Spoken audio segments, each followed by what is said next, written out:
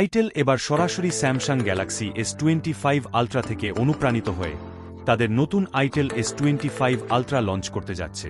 দেখতে পুরোপুরি Samsung Galaxy S25 আলট্রার মতো হলেও পারফরম্যান্স বা ফিচার্সের দিক থেকে আদৌ এটা আলট্রার মতো কিনা সেটাই জানব আজকের ভিডিওতে।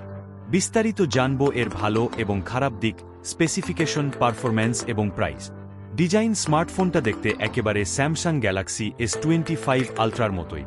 পিছনটা দেখলে হুট করে পার্থক্য বোঝা কঠিন, কিন্তু এর বডি সম্পূর্ণ প্লাস্টিকের এবং থিকনেস মাত্র 6.9 মিলিমিটার, যা এই বাজেটে খুবই স্লিম।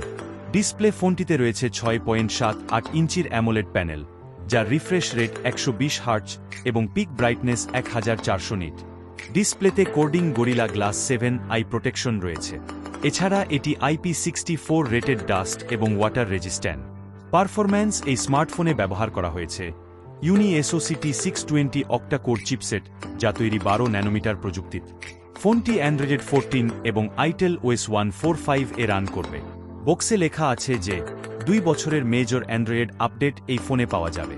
র্যাম ও স্টোরেজ র্যামের দিক থেকে এখানে থাকছে 8GB LPDDR4X RAM এবং 3টি স্টোরেজ ভ্যারিয়েন্ট 128, 256 এবং 512GB UFS 2.2 স্টোরে। ক্যামেরা পিছনে 5টা ক্যামেরা বাম থাকলেও এখানে আসল ক্যামেরা 2টি, 50 মেগাপিক্সেলের মেইন ক্যামেরা এবং একটি ম্যাক্রো শুটার। এছাড়াও একটি IR ব্লাস্টার রয়েছে, যার মাধ্যমে টিভি ও এসি কন্ট্রোল করা যাবে। সেলফির জন্য 32 মেগাপিক্সেলের ক্যামেরা, যা 4K 30 FPS video recording support করে। ব্যাটারি ও চার্জিং ফোনটিতে 5000 mAh ব্যাটারি রয়েছে, যা 18 ওয়াট ফাস্ট চার্জিং সাপোর্ট করে। এছাড়াও বাইপাস চার্জিং সাপোর্ট থাকছে, যা লম্বা সময় গেমিং করার জন্য ভালো। এক্সট্রা ফিচার্স ফোনটিতে আন্ডার ডিসপ্লে ফিঙ্গারপ্রিন্ট সেন্সর রয়েছে, তবে এখানে 3.5 হেডফোন জ্যাক নেই এবং সেকেন্ডারি নয়েজ ক্যান্সেলেশন মাইকও নেই। প্রাইস ও ভ্যারিয়েন্স ফোনটি বাংলাদেশে আনুমানিক 21,199 টাকায় লঞ্চ হতে পারে, তবে অফিসিয়াল প্রাইস এখনও কনফার্ম নয়।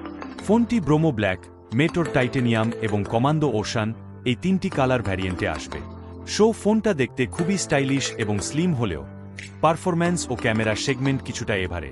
যারা লাইট ইউজার তাদের জন্য এটা ভালো অপশন হতে পারে, তবে ভারী গেমিং বা প্রো ক্যামেরা এক্সপেরিয়েন্স চাইলে এটা ঠিক পারফেক্ট চয়েস হবে না। ভিডিও ভালো লাগলে লাইক, শেয়ার ও সাবস্ক্রাইব করতে ভুলবেন না।